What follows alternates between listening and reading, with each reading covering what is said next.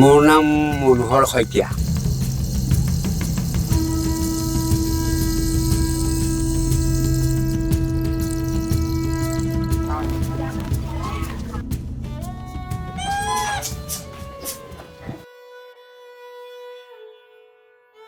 ব্ৰহ্মপুত্ৰৰ কাষত ইতিহাস, বিশ্বাস আৰু আধ্যাত্মিকতাৰ মাজত আজিও থিয় হৈ আছে কলিয়াবৰৰ দুটা প্ৰাচীন শক্তিপীঠ।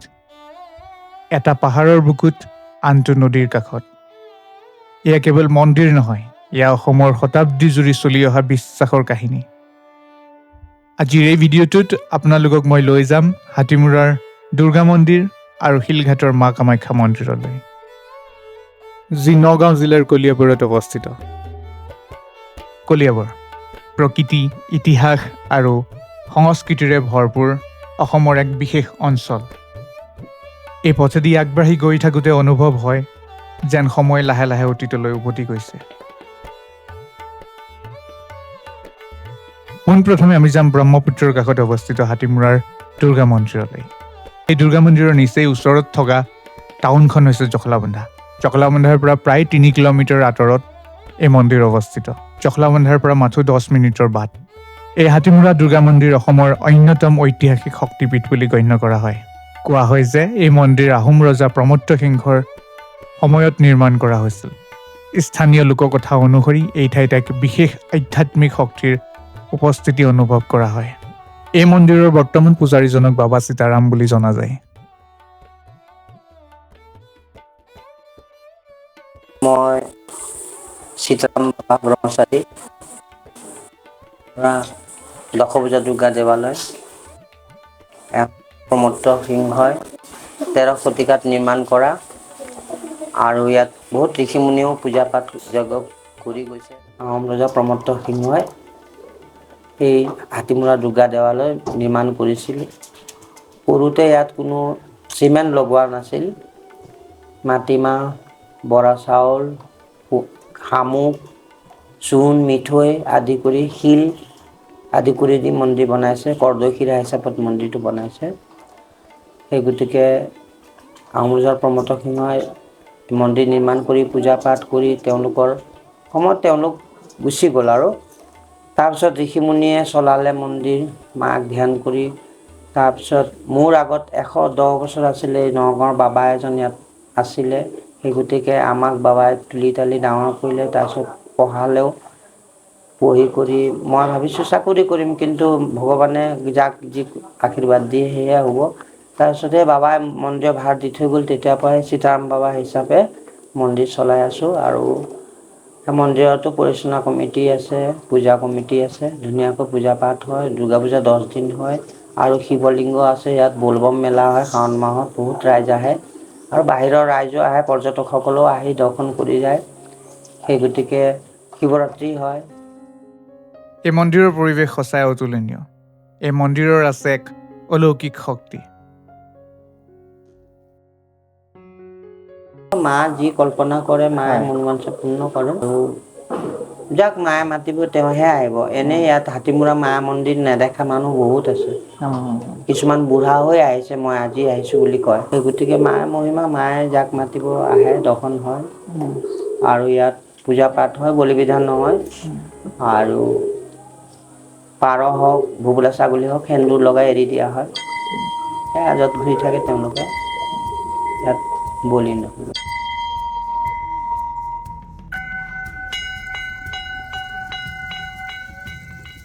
এই মন্দিৰ ভাগত বিভিন্ন সময়ত বিভিন্ন ভক্তই মা দুৰ্গা আৰু বাবা ভোলেনাথৰ আশীৰ্বাদ ল'বলৈ আহে। লগতে সীতাৰাম বাবাৰো আশীৰ্বাদ গ্ৰহণ কৰে। নিজৰ জীৱনৰ বিভিন্ন সমস্যাৰ সমাধান লৈ ভক্তসকলে এই মন্দিৰত আহি নিৰ্মালি গ্ৰহণ কৰে।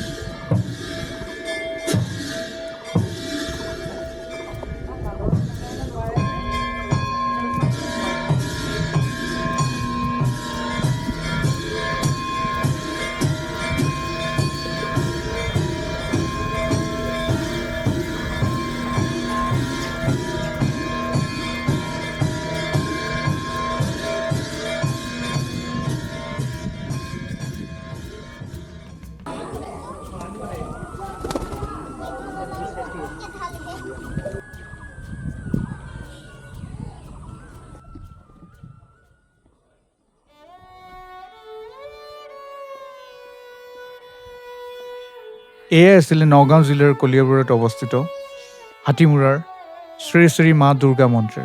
এই মন্দিৰভাগৰ কাষতে এডোখৰ বনভোজস্থলীও আছে। বিভিন্ন সময়ত দেখা গৈছে আঁতৰৰ পৰা যেতিয়া ভক্তগণ এই মন্দিৰৰ দৰ্শন কৰিবলৈ আহে, এই বনভোজস্থলীতে তেওঁলোকে দিনৰ আহাৰ গ্ৰহণ কৰে। এই হাতীমূৰা দুৰ্গা মা মন্দিৰৰ পৰা শ্ৰী শ্ৰী মা কামাখ্যা মন্দিৰ শিলঘাটলৈ বহু বেছি দূৰ নহয়, প্ৰায় 10 কিলোমিটাৰ দূৰত্বত এই মন্দিৰভাগ অৱস্থিত। এই মন্দিৰভাগলৈ আপোনালোকে 3টা ৰাস্তা দি আহিব পাৰে। প্ৰথমটো ৰাস্তা খুব মনোমোহা কামাখ্যা গাঁও হৈ চাহ বাগানৰ মাজেৰে একেবাৰে মন্দিৰৰ কাষলৈকে, আৰু দ্বিতীয়টো ৰাস্তা শিলঘাট টাউনৰ মাজমজিয়াদি, আৰু তৃতীয় ৰাস্তাটো হৈছে পৌৰাণিক চিৰি। পৌৰাণিক সময়ত এই চিৰিখিনিৰ ব্যৱহাৰ কৰিয়ে মানুহে এই মন্দিৰভাগলৈ আহিছিল। এই মন্দিৰভাগৰ অৱস্থান যদি আমি কওঁ, এই মন্দিৰভাগৰ কাষতে লাগি আছে শিলঘাটৰ মৰাপাট কল। সন্মুখৰ দৃশ্য অতিকৈ মনোৰম। ব্ৰহ্মপুত্ৰৰ এক মনোৰম দৃশ্য আপোনালোকে দেখা পাব। আহক এই মন্দিৰভাগলৈ আমি সোমাই যাওঁ আৰু এই মন্দিৰভাগৰ কিছু কথা জানিবলৈ চেষ্টা কৰোঁ।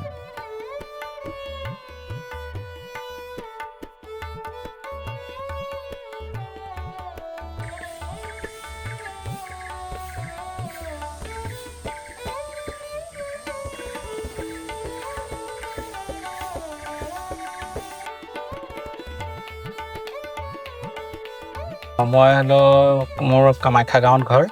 মোৰ এই কামাখ্যা মন্দিৰৰ পূজাৰী। মোৰ নাম জিতু বৰঠাকুৰ। হয়, কিমান দিনৰ পৰা আপুনি কৰি আছে ইয়াত? মোৰ বেছি দিন হোৱা নাই, মোৰ আজি 8 বছৰ। হয়, 8 বছৰ চলি আছে। মোৰ আগতে দেউতা আছিলে। হয়, দেউতা আমাৰ বংশানুক্ৰমিকভাৱে আমাৰ পূজা কৰা পূজাৰী হিচাপে। আচ্ছা আচ্ছা, আপোনাৰ মানে ককাও কৰিছিল? আমাৰ ককাও কৰিছিলে, মানে এইটো বংশানুক্ৰমিকভাৱে আহি আছে পূৰ্বপুৰুষৰ পৰা। এই মন্দিৰ ভাগৰ অলপ ইতিহাস কওক। এতিয়া হ'ল আমাৰ এই মন্দিৰ ভাগৰ ইতিহাস বুলি ক'লে আপুনি কিবা মানে দুভাগমান আমাৰ পোৱা যায়। এভাগ আছে যে ৰজা প্ৰমত্ত সিংহই এইফালেদি হেৰি কৰিবলৈ মানে যেতিয়া জাহাজত তেওঁ বনিজ কৰিবলৈ আহিছিলে, আহি পেলাই ইয়াতে ব্ৰহ্মপুত্ৰৰ পৰা ৰৈছিলে। ৰৈ থাকোঁতে তেওঁ সপোনত দেখিলে যে ইয়াতে মা কামাখ্যাৰ মন্দিৰ আছে, আৰু তেওঁ বিচাৰি পেলাই আহি পালেহি। পাই পেলাই তেওঁ কামাখ্যা মন্দিৰ বনাই দিলে, আৰু তেতিয়াৰ পৰা পূজা পাতল চলি আছে। কিন্তু তাৰ আৰু এটা আছে যে ৰজা বনমাল্যদেৱে প্ৰতিষ্ঠা কৰিছিলে কামাখ্যা মন্দিৰ। আৰু বনমাল্যদেৱৰ পিছত ভাঙি চিঙি যোৱাৰ কাৰণে প্ৰমত্ত সিংহই নতুনকৈ মন্দিৰ প্ৰতিষ্ঠা কৰি আৰু পূজা পাৰ্বণ তেতিয়াৰ পৰা প্ৰমত্ত সিংহই চলাইছিলে। আৰু প্ৰমত্ত সিংহই সেই তেনেকৈ আমাৰ পূজাৰীসকলক, আৰু খাটনীয়া আছে, দেউৰী আছে, বলিকটীয়া আছে, তেওঁলোকক আনি পেলাই বিভিন্ন জেগাৰ পৰা আনি পেলাই তেওঁলোকক কামাখ্যা গাঁৱৰ নাম দি পেলাই কামাখ্যা গাঁৱত বসতি স্থাপন কৰাই পেলাই, আৰু তাতে মাটি বাৰী দি পেলাই তেওঁ পূজা আৰম্ভ কৰাইছিলে। সেই তেতিয়াৰ পৰা আমাৰ পূজা চলি আছে। আমাৰ পূজা কোনোদিন বন্ধ নহয়। আমাৰ কামাখ্যা মন্দিৰৰ পূজা খালি অম্বুবাচীৰ 4 দিন বন্ধ হয়। বাকী আমাৰ সদায় নিত্য নৈমিত্তিক পূজা, ৰাতিপুৱা স্নান হয়, তাৰপিছত পূজা হয়। আমাৰ গুৱাহাটী যিটো কামাখ্যা মন্দিৰ, তাৰ লগত ইয়াৰ সমান্তৰালভাৱে পূজা আমাৰ গুৱাহাটী কামাখ্যা আৰু আমাৰ পূজা একেই, গোটেইখিনি একেই। খালি তাত জুনিয়ং কৰাৰ কাৰণে তাত জুনিয়ং হেৰি হয়, আৰু আমাৰ ইয়াত মা কামাখ্যা আছে। এইটো আমাৰ শক্তিপীঠে, শক্তিপীঠ। আমাৰ ইয়াতে বলি হয়, ভোগ হয়, সকলোখিনি হয়। শক্তিপীঠ বুলি ক'লে যাতে তাতে ধৰক যোনটো অংগ পৰিছে কামাখ্যা মন্দিৰ, গুৱাহাটী কামাখ্যা, ইয়াত ইয়াত অংগ পৰা নাই, ইয়াত মা কামাখ্যা আছে। মা কামাখ্যা আছে। অকল গুৱাহাটীতে, আমাৰ অসমৰ অকল গুৱাহাটীতে জুনিয়ং পৰিছে, ইয়াত নাই পৰা। শক্তিপীঠ হয়। আৰু ইয়াৰ যিবোৰ শক্তি বিভিন্ন সময়ত আমি শুনি আহিছো, প্ৰমাণ পাইছে মানুহে, কিবা অলপ অলৌকিক ঘটনা হোৱা তেনেকুৱা আপোনাৰ মনত পৰে নে, বা তেনেকুৱা কিবা এটা? মানে ইয়াত এটা ঘটনা হৈ গ'ল কি, মানুহে যেতিয়াই বিশ্বাস কৰিব তেতিয়াই তেওঁলোকে ফল পাব, সেইটো। আৰু ইয়াতে বহুত ধৰণৰ মানুহ আহে, বহুত জেগাৰ পৰা আহে, বহুতে ফল পাইছে। ইয়াত আহি চাকি এগছ দি বা শৰাই এখন দিয়েও তেওঁলোকৰ মনৰ কামনা পূৰ্ণ হৈছে। বহুতৰ সন্তান হোৱা নাছিলে, বহুতে সন্তান পাইছে। এতিয়া মা কামাখ্যাৰ আশীৰ্বাদত সকলোখিনি সম্ভৱ হৈছে। ইয়াত অলৌকিক বুলি মানে কোনো ধৰণৰ হেৰি নাই, এইটো মানে বিশ্বাস আৰু ভক্তি, যিটো ভক্তি থাকিলে তো সকলো পাবই। আৰু মই সোধা প্ৰশ্নৰ বাহিৰেও আপুনি যদি এই মন্দিৰ ভাগৰ বিষয়ে ৰাইজক কিবা এটা ক'ব পাৰে, কওকচোন। নাই, আমাৰ মেইন কথা হৈ গ'লে মন্দিৰ ভাগ হৈছে ব্ৰহ্মপুত্ৰৰ পাৰত, আৰু অতিকৈ মনোৰম জেগাত ব্ৰহ্মপুত্ৰৰ পাৰতে অৱস্থিত। কিন্তু আমাৰ ইয়াত যাত্ৰী কম। জাতি কম মানে আমাৰ যিটো মানে জনাজাত মানুহে ভালদৰে গম নাপায়, প্ৰচাৰটো খুব কম, সেইটো কাৰণে আমাৰ হেৰি নহয়। অশোক অষ্টমীত বহুত মানুহ হয়, অশোক অষ্টমীটো মানুহে গম পায়। অশোক অষ্টমী গোটেই অশোক অষ্টমীটো লাখ লাখ মানুহ হয়।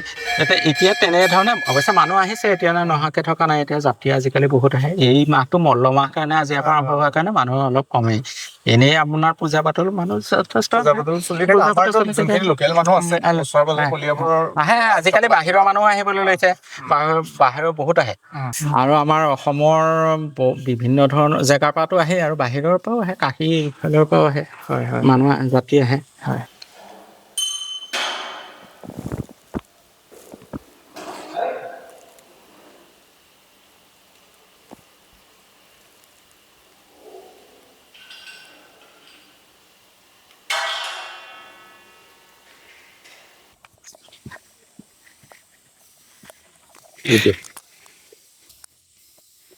আপোনাৰ নামটো? মোৰ নাম মনোহৰ শইকীয়া। কিমান দিনৰ পৰা আছে ইয়াত? আজি 2.5 বছৰ হ'ল। ইয়াৰ এতিয়া যেন আপুনি ঝাৰু চাৰু মাৰি আছে? ঝাৰু মাৰিছো মানে মন্দিৰ ভাগৰ আৰু নিজৰ বুলি আৰু চাফ চিকুণ কৰি থাকো, আৰু মানুহ ভালো পায় চাফ চিকুণ হৈ থাকিলে। গতিকে আৰু সেইকাৰণে মই মাৰো, কেতিয়াবা খাওঁ, মানুহজনীও মাৰে। সেইকাৰণে চাফ চিকুণ, এতিয়া কাম বন নাই, সন্ধিয়া সময়তহে মোৰ চাকি লগোৱা কাম। গতিকে সেইকাৰণে ঝাৰু মাৰি আছো। আৰু এতিয়া ইয়াতে অহা মানুহবিলাকে অলপ ভুল কৰে। অলপ আগত খুৰাই ইয়াত ঝাৰু মাৰি আছিলে। ঝাৰু মাৰি থাকোঁতে এজন মানুহে তেখেতক 10 টকা এটা অফাৰ কৰিছে। একচুৱেলি তেনেকুৱা নহয়, খুৰাই গভৰ্ণমেণ্টত চাকৰি কৰি আছিলে, তাৰ ৰিটায়াৰ্ড পাৰ্চন হয়। কওকচোন আপুনি কিহত চাকৰি কৰি আছিলে? মই PWD নেশ্যনেল হাইৱেত 4th গ্ৰেডত কৰি আছিলো। 17 চনৰ জুন মাহত ৰিটায়াৰ হলো। তাৰপৰা আহি আৰু কমিটিয়ে আহি পেলাই ইয়াতে থাক বুলি ক'লে। আছো আৰু মন্দিৰ ভাগে এই মই পুৱা বেলা পূজাৰ যোগাৰ দিওঁ, আৰু সন্ধিয়া হ'লে চাকি লগাওঁ, আৰু দিনৰ সাঁজ মই ভাত নাখাওঁ। এই চাকি গছৰ কাৰণেই মই দিনৰ সাঁজ ভাত নাখাওঁ। মানে আপুনি ৰিটায়াৰ হোৱাৰ পিছৰ পৰা মন্দিৰতে সেৱা কৰি? প্ৰথম ভাগ মানে খাটনীয়া আছিলো, তাৰপিছতহে এতিয়া 2.5 বছৰ মই এতিয়া ভৰালী হিচাপে আছো। ইয়াতো কোনো ধৰণৰ আপুনি পেমেণ্ট চেমেণ্ট নাপায়? এইটো পেমেণ্ট বুলি ক'লে লাজ লগাৰ কথা। এই পেমেণ্টৰ কাৰণেতো কৰি থকা নিজৰ মন্দিৰ আমাৰ গাঁওখনে চলাই থাকে। গতিকে আৰু কৰি থাকো। এতিয়া চব মানুহতো আৰু এইভাগ কাম কৰিব নোৱাৰে। গতিকে মই চাকৰি কৰি আছিলো আগতে, মই নামঘৰত দেউৰী কৰি আছিলো। সেইকাৰণে মই ইয়াত চান্স পালো। আচ্ছা। ঠিক আছে, এনেকুৱাই কথা। ভাল লাগিলে আপোনাৰ লগত কথা পাতি। গতিকে আৰু সকলোকে মোৰ নমস্কাৰ। গতিকে আৰু এই ভাগলে আৰু সেৱা সৎকাৰ কৰিবলৈ আহিব। গতিকে আৰু মোৰ সকলো ৰাইজলৈকে আন্তৰিকতাৰ শুভেচ্ছা জনালো। ইয়াত কিবা আমাৰ এই মন্দিৰটোত কিবা অলৌকিক ঘটনা হোৱাৰ কথা আপোনাৰ মনত পৰে নেকি? নাই, এইবিলাক মনত নপৰে ন? এইখনতো মানে এই প্ৰমত্ত সিংহৰ 1667 খ্ৰীষ্টাব্দত মানে তেখেতে বুঢ়ীয়াই মায়ে মানে তেখেতক সপোন দেখুৱাইছিলে। সপোন দেখুৱাৰ কাৰণে সেই প্ৰমত্ত সিংহই মন্দিৰ ভাগ বঢ়াই দিলে। মানে এনেকে বুলি মই শুনিছো। আমিতো আৰু তেতিয়া জন্মই হোৱা নাই আৰু সেইটোৱে আৰু শুনিছো। তাতো আৰু আছে কাহিনী ধেৰ আছে। সেইটোতো এতিয়া লিখা আছে। এই আমাৰ গণেশ যিজনা মূৰ্তি, সেইজনা মূৰ্তিত মানে পিছফালে চব লিখা আছে। আচ্ছা, ইয়াৰ ডিটেইলবোৰ চব লিখা আছে। এতিয়া মানে এই ৰাতিপুৱা স্নানৰ আগতে আহিলে সেই বস্তুটো উলিয়াই দেখুৱাব পাৰে। তেতিয়াহে এতিয়া বহুতে তেজপুৰৰ মানুহে নাজানে এই ভাগ্য মন্দিৰ আছে। এতিয়া প্ৰথম কিছুমান আহি পেলাই কৈছে, প্ৰথম আহিছো মন্দিৰ ভাগ যে এইখিনিতে আছে, আমি ক'ব নোৱাৰো। আজি কিমান 100 বছৰ হৈ গ'ল, আপোনালোকে ক'ত আছিলে? শিলঘাটৰ মা কামাখ্যা মন্দিৰ বহু শতাব্দী ধৰি ভক্তসকলৰ আস্থাৰ স্থান। ইয়াত মা কামাখ্যা আৰু মা দুৰ্গাৰ পূজা একেলগে কৰা হয়। অসমত শক্তি উপাসনাৰ এক বিশেষ ইতিহাস আছে। মা কামাখ্যাৰ পৰম্পৰা আজিও অসমৰ সংস্কৃতি, লোকবিশ্বাস আৰু আধ্যাত্মিক জীৱনৰ সৈতে ওতঃপ্ৰোতভাৱে জড়িত। এই মন্দিৰসমূহ কেৱল ধৰ্মীয় স্থান নহয়, ই অসমৰ ইতিহাস, সংস্কৃতি আৰু মানুহৰ অনুভূতিৰ অংশ। সময় সলনি হৈছে, মানুহ সলনি হৈছে, কিন্তু বিশ্বাস আজিও একেই আছে। কলিয়াবৰৰ এই দুই শক্তিপীঠে আজিও মানুহক আকৰ্ষণ কৰে শান্তি বিশ্বাস আৰু আধ্যাত্মিকতাৰ সন্ধানত। জয় মা দুৰ্গা, জয় মা কামাখ্যা।